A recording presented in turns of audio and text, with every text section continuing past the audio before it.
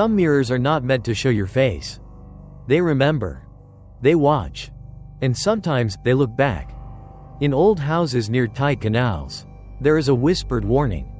If you look into a mirror after midnight, and your reflection moves a fraction of a second too late, do not test it. Do not turn around. Because what is staring back at you may no longer be you. Chapter 1. The mirror that did not belong to the room.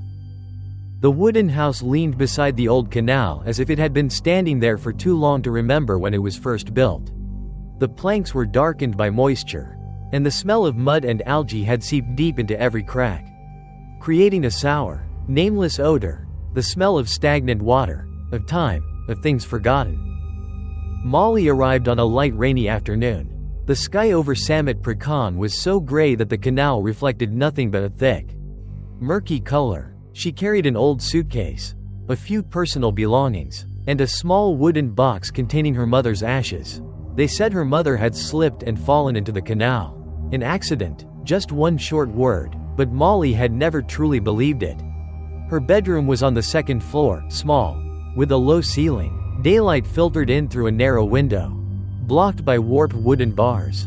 As soon as Molly set her suitcase down, her eyes were drawn to the wall opposite the bed. A mirror. It was larger than necessary for such a small room. Its dark wooden frame was carved with ancient Thai patterns, worn smooth with age, twisting shapes like roots or coiled serpents. The surface of the mirror was not entirely clear, covered with a faint haze that made reflections look as though they were submerged beneath a thin layer of water. Molly stood still for a moment. She did not remember seeing this mirror when she first viewed the house. She stepped closer. In the mirror, she saw herself, her face thinner after the funeral, dark circles beneath her eyes, long black hair falling over her shoulders. Yet something felt wrong, as if the image staring back at her was not entirely her. Molly raised a hand to smooth her hair. In the mirror, the hand followed, a fraction of a second too late. It was subtle, easy to miss, but enough to make her heart stutter. Molly blinked. The reflection blinked too, but not perfectly in sync. She took a step back. The mirror stood there silently, as if it had done nothing at all. Molly told herself it was the poor lighting, exhaustion, the lingering shock of losing her mother. She turned away and began unpacking, but even with her back to it, she could clearly feel it. The mirror was watching her. Night fell faster than she expected. When the room sank into darkness, pale moonlight from the canal spilled inside. The mirror deepened, darkened, like a black surface opening behind the glass.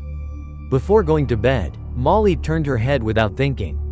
For a brief moment, she felt as if a human figure was standing directly behind her in the mirror. But when she turned around completely, the room was empty. Only the mirror remained. And a cold sensation crawled down her spine, as if she had stepped into a place that did not belong to the living. Chapter 2. The woman standing behind her. Molly woke up near midnight with a strange sensation, not from a sound, and not from a nightmare. It was the feeling that someone was standing very close, close enough for their breath to brush against the back of her neck. The room was completely dark. The air felt damp and colder than before. From outside, the canal whispered as water gently struck the banks, a steady rhythm like someone slowly counting time. Molly lay still, afraid to move. She listened. There were no footsteps, no doors opening, yet the sense of a presence behind her remained, so vivid that her skin prickled. Very slowly, Molly opened her eyes. The first thing she saw was the mirror. In the faint moonlight, it reflected the bed, the wooden walls, and Molly lying there with her back turned. But behind her reflection, there was someone else. A woman. Long black hair spilled forward, concealing most of her face. She stood so close that her shoulder nearly touched Molly's. Her body was thin, her skin pale, darkened with moisture, as if she had just emerged from water. Molly wanted to scream, but her throat locked tight, refusing to make a sound. She stared into the mirror. The woman in the reflection was not looking at Molly. She was staring directly into her own eyes in the glass. Then, very slowly, the corners of the woman's mouth curved upward. A thin smile, stretched too far. as though her face had forgotten how a human smile was supposed to look. Molly jerked upright and spun around. There was no one behind her. Only the empty room, the old bed creaking softly beneath her weight, and the mirror standing quietly against the wall. She turned back to the mirror. The woman was still there. This time, she lifted her head. Her face was revealed, eyes dark and hollow, like the bottom of the canal. Water dripped from her hair onto the floor inside the reflection, spreading into pale, rippling circles. The woman whispered something. Molly could not hear it with her ears, but she understood it instinctively. "At last, someone can see me." The mirror trembled slightly. Molly stumbled backward until her back hit the wall. She squeezed her eyes shut and whispered the prayers her mother had taught her when she was still alive. A long moment passed, or perhaps only seconds. Molly could not tell. When she finally opened her eyes, the mirror reflected only herself. No woman. No water. No smile. But in that instant, Molly noticed something that made her heart sink. In the mirror, she was no longer standing exactly where she was supposed to be. The reflection was shifted slightly, as if someone had been standing there just moments before, then stepped away.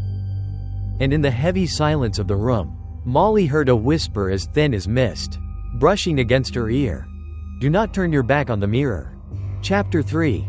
The reflection that did not belong to Molly. After that night, Molly no longer slept through the dark.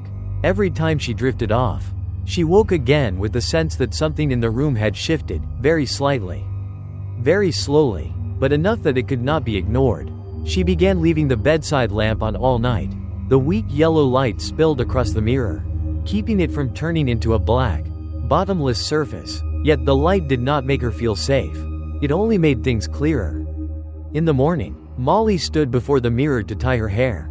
She tried not to look for too long, only long enough to make sure the reflection still followed her movements.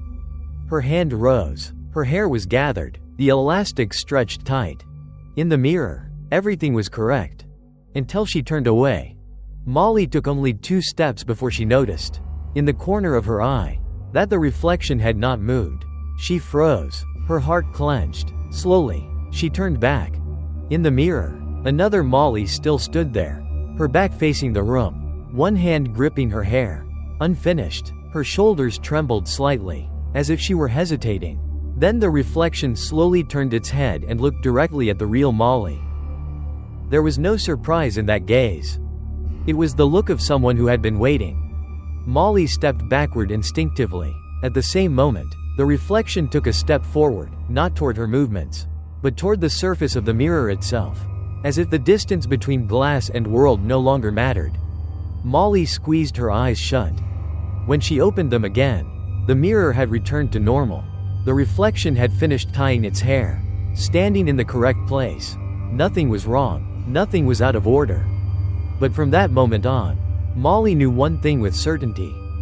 The reflection in the mirror no longer belonged to her. The days that followed brought more distortions. When Molly sat motionless for hours, the reflection would tilt its head, as though studying her. When Molly cried, the figure in the mirror did not wipe away tears, it only stared, lips twitching as if trying to form words. Once, Molly decided to test it. She stood perfectly still. She held her breath. She stared straight into her own eyes in the mirror. 1 minute passed. 2. Then, very slowly, the reflection blinked first. Molly stumbled backward, crashing into the edge of the table. In that instant, she heard a soft sound, like fingernails brushing lightly across glass.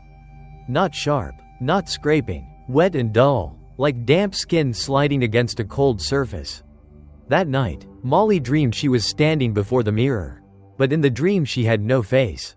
Only a woman stood on the other side. Reaching out, her hand passed through the glass and touched Molly's cheek, cold. Unbearably cold. Molly woke drenched in sweat, her heart pounding. She turned her head toward the mirror.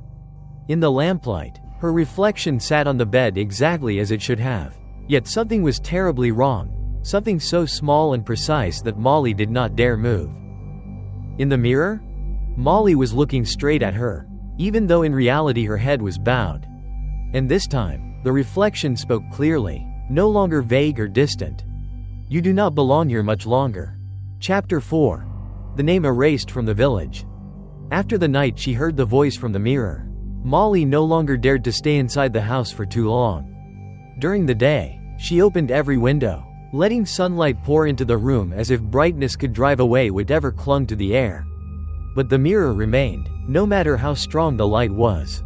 Its surface always seemed darker than its surroundings, like a pool of water that never dried. Molly decided to leave the house. She walked along the canal, where the water flowed slowly and carried the familiar smell of mud. Old wooden houses stood scattered on both sides, their windows half shut. When the villagers saw Molly, they looked at her for a little too long. Their eyes held a mixture of curiosity and caution, as if they were seeing someone who had wandered into a memory the village had agreed to forget. She stopped at a small fish stall. A middle-aged man was cleaning fish, his hands moving quickly, though his eyes kept drifting toward the canal. Molly spoke softly. "Do you know who used to live in the house I'm staying in?" The knife in the man's hand paused. He did not answer right away. After a moment, he set the fish aside, wiped his hands on his shirt, and looked at Molly for a long time, as if weighing whether he should speak at all. "There are names," he said slowly, "that are better left unspoken." Molly felt a chill crawl up her spine. "Still?" she asked. "The mirror in my room? Where did it come from?" The man lowered his head. His voice dropped so low it nearly vanished beneath the sound of water. "Long ago, a woman lived in that room. Her name was Chantra." The moment the name left his mouth, a sudden breeze stirred the surface of the canal, sending ripples across the water. The man shuddered. "Chantra died," he continued, "but no one ever found her body. All we know is that after she disappeared, the mirror appeared in the house. And after that, people stopped saying her name." "Why?" Molly asked. The man met her gaze, his eyes filled with warning. "Because anyone who remembered Chantra for too long, something bad happened to them." On her way back, Molly noticed something unsettling. There were no photographs of Chantra anywhere in the village. No grave, no memorial prayers. It was as if the woman had never existed at all. Yet that very emptiness made her presence feel heavier than ever. When Molly returned to her room, the mirror reflected her standing in the doorway. But this time, something else was there. Behind her reflection, faintly visible, stood the shadow of a woman with long hair, positioned very close. The shadow was not looking at Molly. It was staring outward, toward the village itself. And very softly, its lips moved, forming a name Molly did not need to hear aloud to recognize. Chantra. Chapter 5. The night Chantra appeared. The full moon night settled over the village like a cold, pale mist. The moon hung low above the canal, its reflection breaking apart on the surface of the water, as if someone had stirred it with bare hands. From her room on the second floor, Molly listened to the insects chirring and the water lapping against the banks. A rhythm so slow it made time itself feel stretched and unnatural. She sat on the bed with her back against the wall, her eyes fixed on the mirror. Since learning the name Chantra, Molly no longer dared to turn her back on it. She felt that if she looked away even for a moment, whatever existed on the other side would move a little closer. When the clock passed midnight, the air in the room changed. The damp, fishy smell of the canal grew stronger, as if water were seeping in through the cracks of the wooden walls. Molly heard the sound of dripping, drop by drop, falling onto the floor. But when she looked down, the boards were dry. She raised her gaze to the mirror. Her reflection was still there, but the eyes in the glass looked darker, deeper, as if behind the surface lay a bottomless space. Then, very slowly, a figure stepped out from behind her reflection. It was no longer faint. Chantra stood there, so clear that Molly could see each wet strand of hair clinging to her neck, each dark stain spreading across her old clothing. Her face was thin, her skin pale, untouched by sunlight. Her eyes were black and lightless, like holes staring into the living world. Chantra did not smile. She simply tilted her head, studying Molly with cold curiosity, as if examining something she had been searching for a long time. Molly wanted to retreat, but her legs would not move. Her throat burned as she forced out a broken whisper. "Are you, Chantra?" In the mirror, Chantra nodded slightly. When she opened her mouth, no sound came out, yet the words flowed directly into Molly's mind, clear and freezing. "I have waited a long time. You came at the right moment." Chantra stepped closer to the glass. Only the mirror separated her from Molly now. Molly felt icy breath brush against her face, even though she knew it was impossible. "What do you want from me?" Molly asked, trembling. Chantra raised her hand, her long, pale fingers pressed against the mirror. At that instant, Molly felt a sharp cold on the same spot of her own skin, as if she were being touched from the other side. "I want to return," the voice whispered. "And for that to happen, someone must remain in my place." The mirror trembled. Ripples spread from where Chantra's hand touched the glass, like waves across disturbed water. For a brief moment, Molly saw her own reflection stretch and distort, as if being pulled inward. She screamed and shut her eyes, reciting the prayers her mother had taught her. When she opened them again, Chantra had stepped back. She stood still, her gaze locked onto Molly, a promise left unfinished. The mirror fell silent. No more trembling. No more dripping water. But Molly knew that from that moment on, everything had changed. For the first time, Chantra was no longer merely watching from within the mirror. She had come dangerously close to the boundary. And that boundary had begun to crack. Chapter 6. The room locked from the inside. Molly woke the next morning to an unnatural silence. There were no birds, no water slapping against the canal banks. Even the familiar creaking of old wood responding to changes in temperature was gone, as if the room had been cut off from the rest of the house. She sat up slowly. Her head felt heavy, as though she had just come out of a long fever. Daylight seeped through the narrow window, but it looked dull and lifeless, filtered through something unseen. The first thing Molly did was look toward the mirror. Her heart dropped. The room was there in the reflection, the bed, the wooden table, the damp-stained walls, but Molly was not. The empty space where her image should have been was brutally clear. Not blurred, not distorted, just absent, as if she had never entered the room at all. Molly stepped closer. Each step made her head buzz, her pulse racing. She raised her hand in front of the glass. In the mirror, the arm did not appear. Cold panic flooded her chest. Molly spun toward the door, grabbed the handle, and twisted hard. Nothing. She tried again, with more force. The door would not open. The bolt on the inside was still fastened. The window was the same, its wooden frame rigid, sealed as though it had been closed for years. "Is anyone there?" Molly shouted. Her voice echoed strangely, hollow and muted, as if the sound had been swallowed before it could escape the room. There was no answer from outside. She turned back toward the mirror. This time, something was there. Not Molly. Not Chantra, at least. Not fully. A faint silhouette stood where Molly should have been. Thin, head slightly bowed, long hair veiling its face. It did not move, but Molly felt with terrible clarity that it was becoming accustomed to that shape. "No," Molly whispered, stepping back. "That's me." The figure in the mirror lifted its head. Chantra's face emerged, clearer than the night before. Her hollow eyes stared directly at Molly, calm in a way that was far more terrifying than rage. "You are still here," Chantra said softly. "But your reflection is not." Molly shook her head, tears spilling over. "You can't take me. I'm alive." Chantra tilted her head, considering. "Being alive," she replied, "is only a matter of which side of the mirror you stand on." At that moment, Molly heard movement outside, hurried footsteps. The landlady calling her name in alarm. Molly ran to the door, pounding on it, screaming. Outside, the landlady and several neighbors gathered in front of the room. They peered through the narrow opening of the door. But their eyes did not stop on Molly. They were fixed on the mirror. "She's in there," someone whispered, their voice trembling. Molly turned around. In the mirror, Chantra now stood in front, solid and clear. Behind her, faint, pale, pressed against the glass, was Molly's image, eyes wide with terror. The landlady stepped back, her face drained of color. "The door is locked from the inside," she whispered. "But the one in the room is no longer her."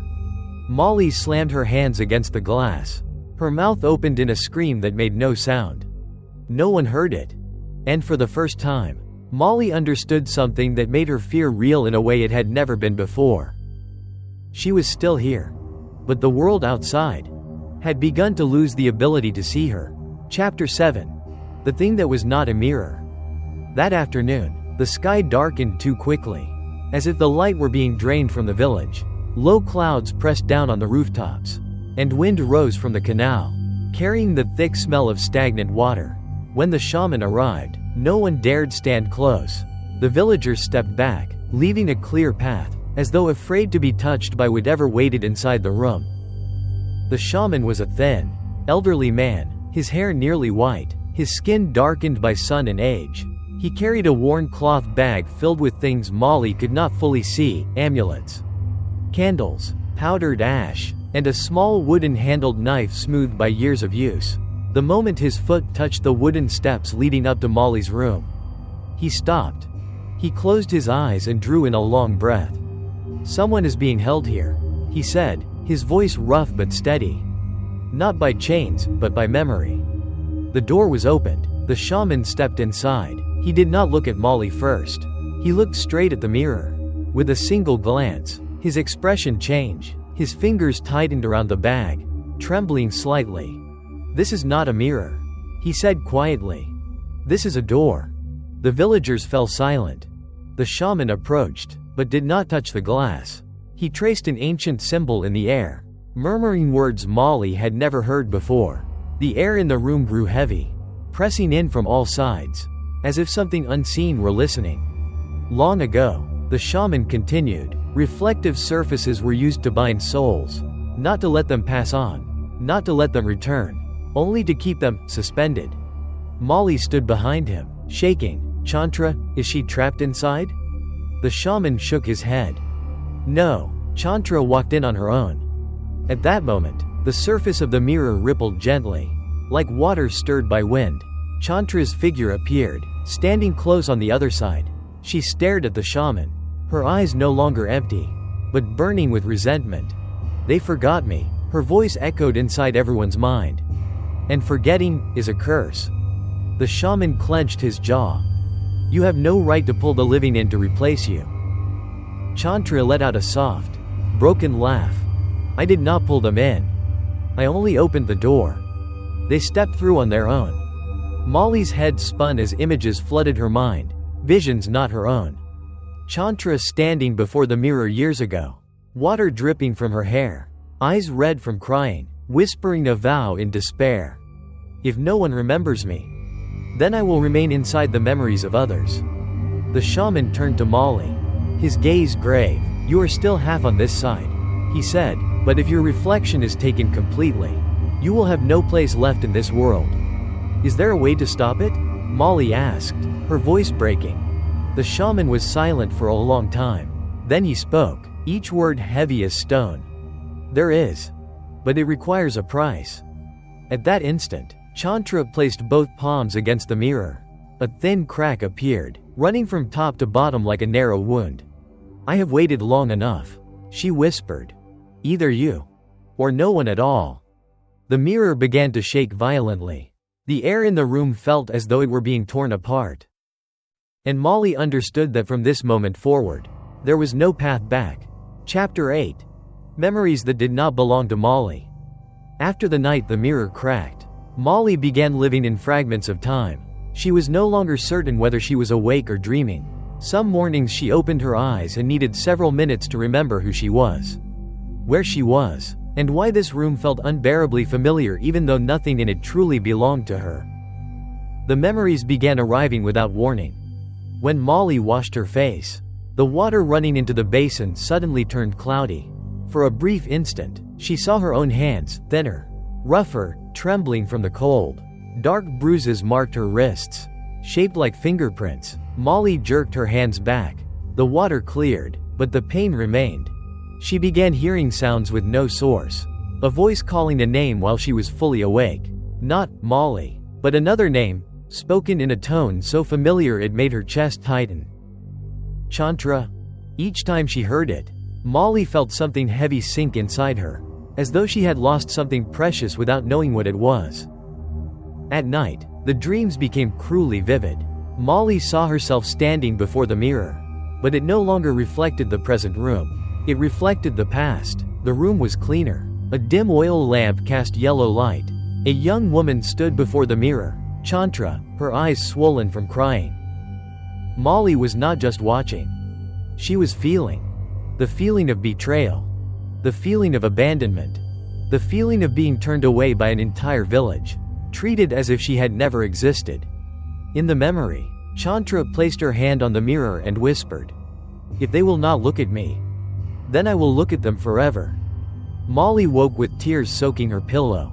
But what terrified her more was this: she did not know who she was crying for. During the day, the villagers began looking at Molly differently. Someone said her voice had changed.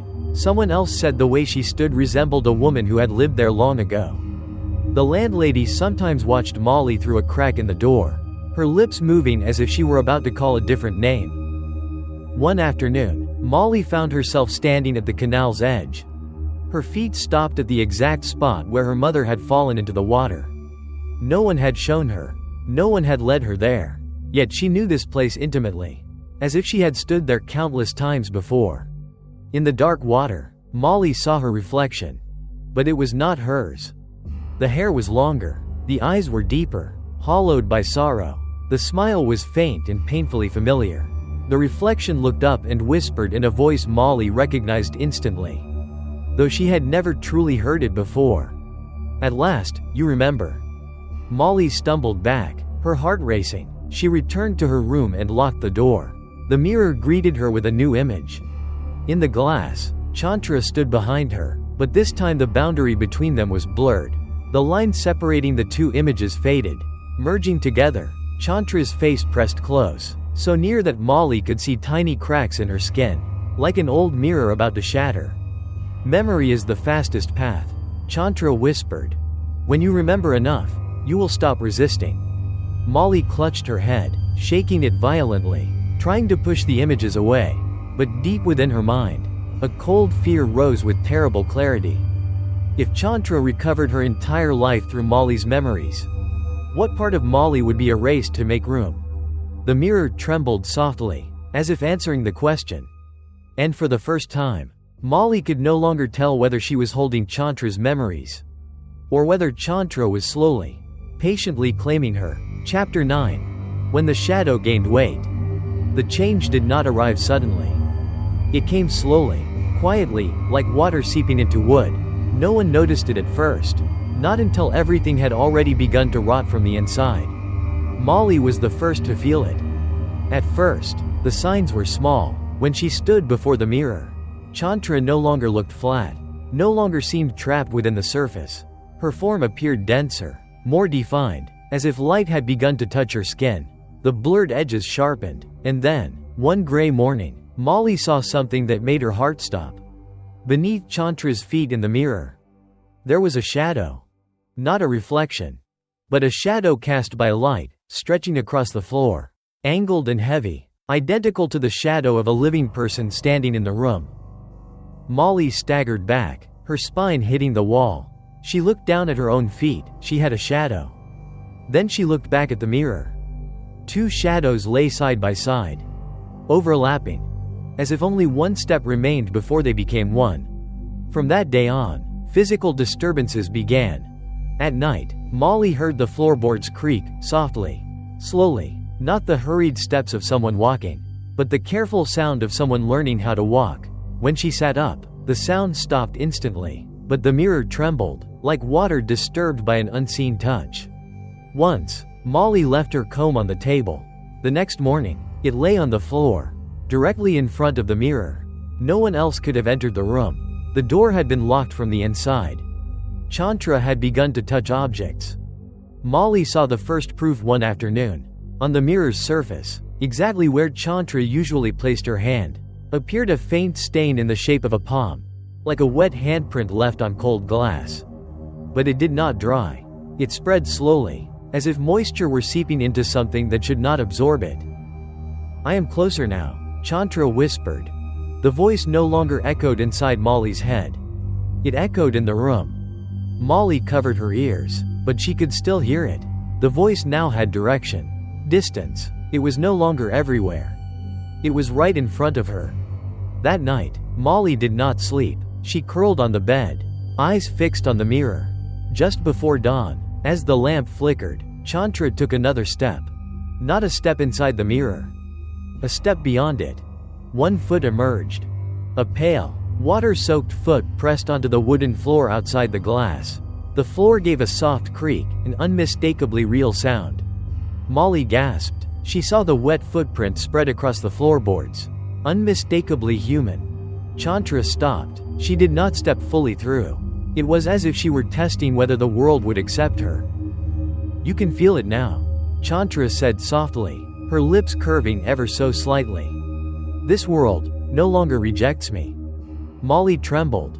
"You don't belong here." Chantra tilted her head, her expression almost gentle. "Then where?" she asked. "Do you belong?" The question needed no answer. Because at that moment, Molly realized something that dropped her fear to its deepest point. Chantra's shadow on the floor was no longer connected to the mirror. And if the shadow could step free, the body would soon follow. Chapter 10. My mother was in the mirror. The smell reached Molly before she realized anything had changed.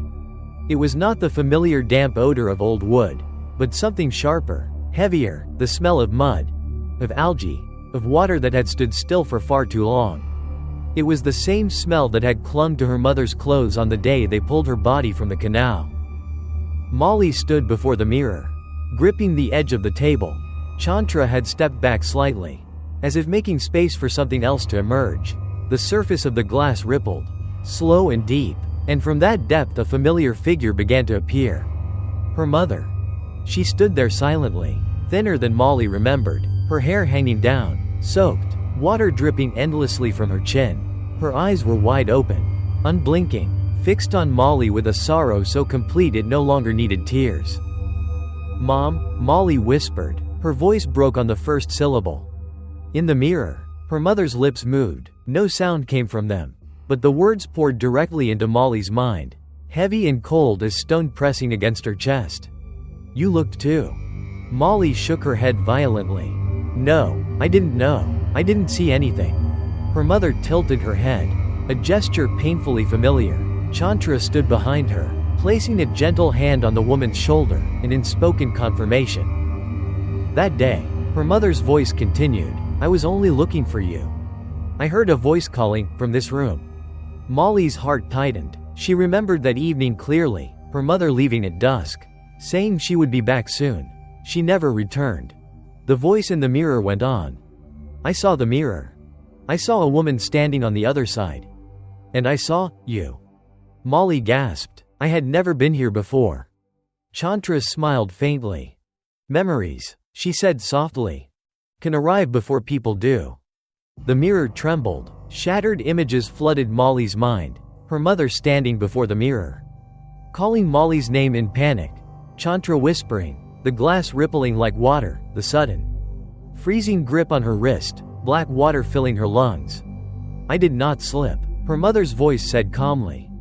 "I followed your reflection." Molly collapsed to the floor. Her thoughts crashed together, splintering. She wanted to cover her ears, to shut her eyes, but there was no way to stop the truth from pouring in. These were not her memories, but they were alive inside her. "Then, where are you now?" Molly sobbed. Her mother raised a hand and pressed it to the glass. At that exact moment, Molly felt an icy palm against her cheek. "Here," her mother said. "Between reflections. Not alive, not dead." Chantra stepped forward, standing beside Molly's mother. Two women, two different deaths, looked at Molly with the same hollow expression. "I did not kill her," Chantra said quietly. "I only did not let her leave." Molly looked up through her tears. She understood now why Chantra needed her, why the mirror was never empty, why her mother's death had never truly ended. The mirror trembled again. Her mother's image began to fade, pulled back into the depth of the glass. Before disappearing completely, she looked at Molly one last time. "Don't let yourself stay here like I did." The room fell silent. Only Chantra remained in front of the mirror, her shadow stretching long and solid across the floor. You've seen it now, Chantra whispered. This door has been open for a very long time. And Molly knew that from that moment on, her choice was no longer about running away. It was about one thing only.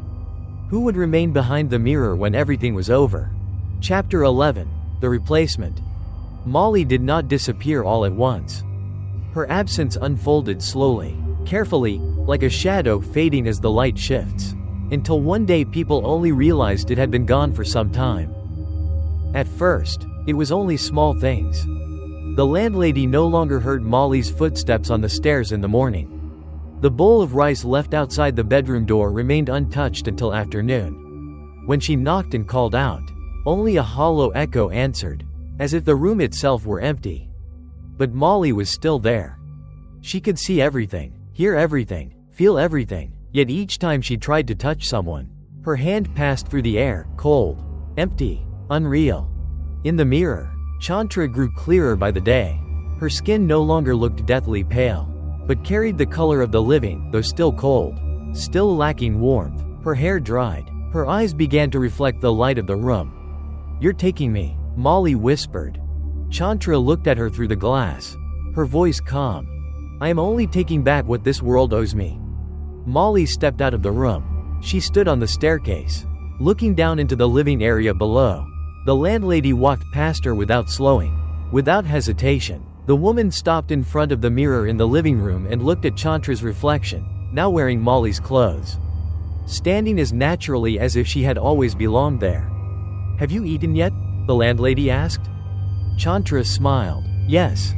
Molly stood behind them, her throat tightening. No one saw her, no one heard her. She began to lose very specific things. Her shadow disappeared from the floor. Her breath no longer fogged the glass. Her footprints left no mark in dust. She could still think, still fear, still remember, but the world no longer confirmed her existence. That night, Molly stood before the mirror one last time. In the glass, Chantra stood on the living side. Molly stood on the other. The positions had reversed. "I will live your life," Chantra said evenly. "And you will hold on to mine." Molly struck the glass with her hands, but the sound came from the other side, weak, distant, like an echo heard underwater. She saw herself in the mirror, blurred, stretched, terrified, standing behind Chantra. In that moment, Molly understood that this process could not be undone. There would be no ritual, no chant, no last-minute salvation, only a perfect, silent replacement. When Chantra turned off the light, the room fell into darkness. Molly stood in the space behind the glass, watching the last traces of light leave the world she once belonged to. And in that darkness, one final thought surfaced, heavy and unbearable. How many people had vanished this way, without anyone ever noticing? Chapter 12. The Ritual and the Substitute. The ritual was not performed during the day. The shaman said that sunlight made everything lie, that only darkness forced spirits to reveal their true form. And so, when night fell and the canal turned black as ink, the room of the mirror was sealed. The windows were covered with black cloth. Ash mixed with salt was scattered across the floor. The smell of dry incense and chicken blood hung heavy in the air, thick enough to choke. Chantra stood outside the ritual circle, her appearance now almost fully human. She watched everything with cold patience. Molly remained on the other side of the mirror, her image trembling, faint, like a breath about to fade. The shaman drew ancient symbols around the mirror. Each stroke made the glass tremble, producing a dull, hollow sound, like knocking from the bottom of a well. "This door," he said hoarsely, "can only be closed with a substitute. Not blood, not a life, but memory." Molly looked straight at Chantra through the glass. "If I stay behind, the door will close, won't it?" Chantra did not answer immediately. She tilted her head, as if weighing the thought for a long time, before speaking. "If you remain," she said quietly, "I will forget." The shaman turned sharply toward her. "To forget," he said, "is the heaviest price for the dead."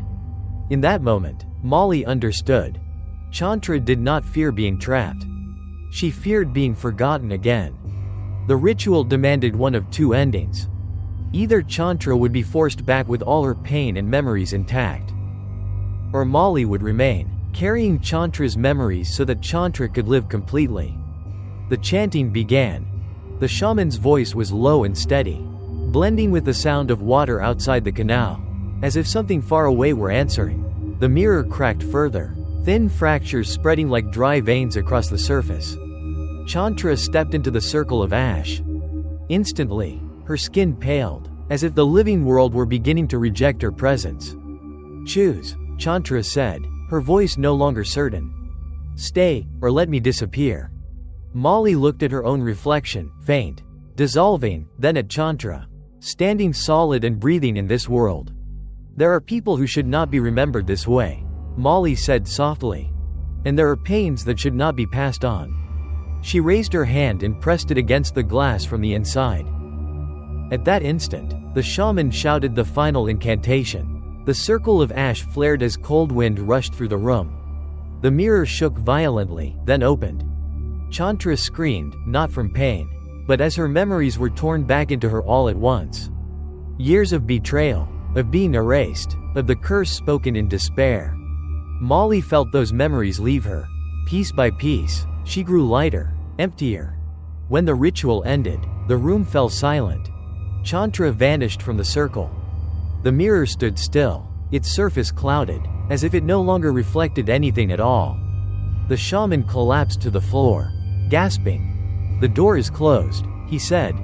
"But the price has been paid." On the other side of the glass, Molly stood quietly. She no longer carried Chantra's memories. No whispers. No voices. But she understood one thing with terrible clarity. She no longer belonged to this world. Chapter 13. The Survivor. The morning after the ritual, the village woke as if nothing had happened. The canal flowed quietly, its dark surface reflecting a pale gray sky. Shopkeepers opened their stalls, children ran along the banks. The sounds of ordinary life settled over everything like a thin cloth, concealing the fracture beneath. Chantra stepped out of the second-floor room just as dawn broke. No one noticed anything wrong at first. The landlady glanced at her, then nodded in greeting, the same way she had always greeted Molly each morning. Something in Chantra's eyes made the woman hesitate, just for a second. Not fear, but a strange sense of familiarity, like recognizing someone seen once in a dream. Chantra walked down the stairs, her steps steady, leaving no trace of water behind. She drew in a deep breath. The morning air filled her lungs, heavy, but real. The world of the living had accepted her. But some things had not come with her. Chantra could no longer remember how she had died. She could not recall the face of the man who had betrayed her. The details that once fueled her hatred had faded into blank spaces, aching dully like scars without shape. She knew she had been forgotten, but no longer remembered why that forgetting had mattered so much. Instead, memories that were not hers remained painfully clear. Chantra remembered how to cook the sour soup Molly's mother had once taught her. She remembered standing before the household altar on death anniversaries, her chest heavy with a sorrow she could not name. She even remembered the habit of touching her wrist when anxious, a gesture she had never had in her own life. She lived on as Molly. No one questioned it, no one looked too closely. The world readily accepts whatever appears normal. But in the quietest moments, Chantra felt as though something was watching her, from reflective surfaces. Not from the covered mirror, but from the water. One afternoon, Chantra stood by the canal, gazing down at its dark surface. Her reflection was clear, but if she looked carefully, there was another shape behind it, faint, standing very close, as though learning how to stand upright. Chantra turned around. There was no one there. She pressed a hand to her chest. Her heart beat steadily, alive, truly alive, yet within that rhythm was a brief, recurring pause, one missing beat that repeated itself again and again. That night, Chantra dreamed. She dreamed of standing behind a sheet of glass, watching a young woman turn her back. She tried to call out, but no sound left her mouth. All she could do was place her hand against the glass, feel the warmth on the other side, then lose it.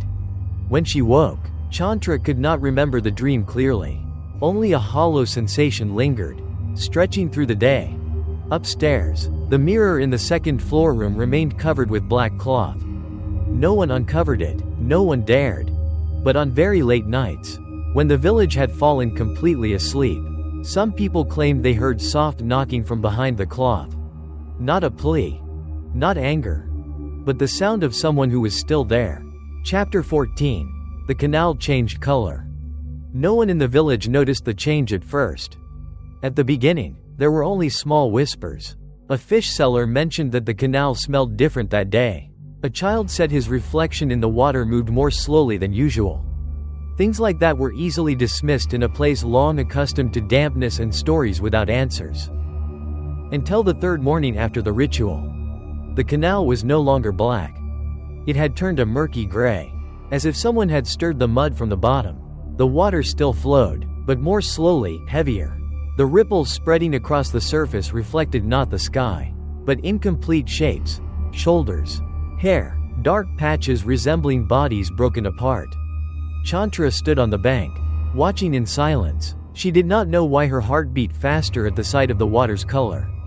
Some part of her recognized this sign, even though the memory itself was gone. Did someone drown? The landlady asked from behind her. Chantra shook her head. No, it's like someone cannot leave. That afternoon, a man from the village went missing. He was last seen standing by the canal, staring at his reflection, his face twisted as though he were speaking to someone beneath the water. No one heard a cry for help, only slow ripples spreading outward. By evening, his sandals were found neatly placed on the bank. There was no body. The villagers began lighting incense along the canal. Prayers rose in broken murmurs, mixed with fear and regret. Some whispered that the canal was remembering those who had been forgotten. That night, Chantra heard the sound of dripping water in the second-floor room. She stood before the mirror, still covered with black cloth. The fabric quivered slightly, as if someone were breathing behind it. Chantra raised her hand, then stopped. She did not dare pull the cloth away. Through the thin fabric, the mirror reflected a faint human shape, smaller than Chantra, thinner, standing perfectly still. You have stepped out, a voice whispered, not inside her mind, but in the air itself. So who will keep the door now? Chantra took a step back. Her heart pounded, not with fear, but with a sensation horribly familiar, the feeling of someone who had once stood in that place. Outside, the canal darkened further. Ripples carried silhouettes standing close to the bank, without clear faces, only forms learning how to reflect. People began to say that if you stared into the water too long at night, you would see your reflection standing behind you. Chantra turned away from the mirror and left the room. Yet even without looking, she knew one thing with certainty. The door had never fully closed. It had only changed position. And now, with no mirror left to hold everything back, the canal itself had become the new surface of reflection. Chapter 15. The shadow never disappears. After the rainy season that year, no one dared speak of the mirror again. The house by the canal was still lived in. Lights still glowed faintly at night. Footsteps still crossed the wooden stairs. But the second-floor room was always left empty. The door was never locked, yet no one entered. As if there were an invisible boundary everyone understood instinctively. Beyond it was not a place for the living. The mirror remained. It was not shattered, not removed, only covered with an old cloth, yellowed with time. The villagers said that if the mirror were broken, whatever was still trapped inside would have nowhere left to stay, and when that happened, it would seek another place. Chantra continued living. She blended into village life, working, smiling, lighting incense on full moon days like everyone else. But those who looked at her for too long felt something subtly wrong. As if her eyes were looking from behind her own face. Chantra no longer looked into mirrors. Not out of fear, but because every time she saw a reflection, she felt she was standing in someone else's place. Some nights, Chantra woke to the sound of whispering, soft, breath thin. It did not call her name. It did not call Molly's. It was only a sigh, repeating, like someone who had been standing behind her for a very long time, waiting to be seen. Outside, the canal slowly returned to its familiar black color. But the elders said the water now reflected more deeply than before. Not just the sky, not just faces, but the things that stood behind people. From time to time, someone went missing. There was no scream, no body, only a pair of sandals, or a wet footprint leading to the edge of the water, then nothing. No one asked too many questions. In this place, there were questions that should not be answered. On a moonless night, Chantra stood by the canal for a long time. The wind was gentle, the water rippled softly. She looked down and, for a brief moment, saw her reflection. But the reflection moved a fraction of a second too late. Chantra did not lean closer, did not call out, did not turn around. She stepped back from the water and walked away. Because there are things that, once seen, can never be unseen. People say that in Thailand, places near water hold memories for a very long time. And reflective surfaces, mirrors, water, dark glass, are not merely for seeing one's face. They are places where the world learns to look back at itself. If one night you stand before a mirror, or gaze down at still water, and notice your reflection lag behind your movement, do not test it. Do not turn around. Do not call its name. Because it may be that you have been standing on the wrong side of the reflection for a very long time already. The story ends here. But the mirror has never truly left. Perhaps it is covered in an abandoned room. Perhaps it has become still water, a dark window, or any surface quiet enough to reflect a human shape. And if after tonight, you pass by a mirror, look carefully. Because sometimes, the most terrifying thing is not the shadow in the reflection, but the moment you realize which side of the mirror you are standing on. Like and subscribe to Whispering Dark Tales for more chilling ghost stories.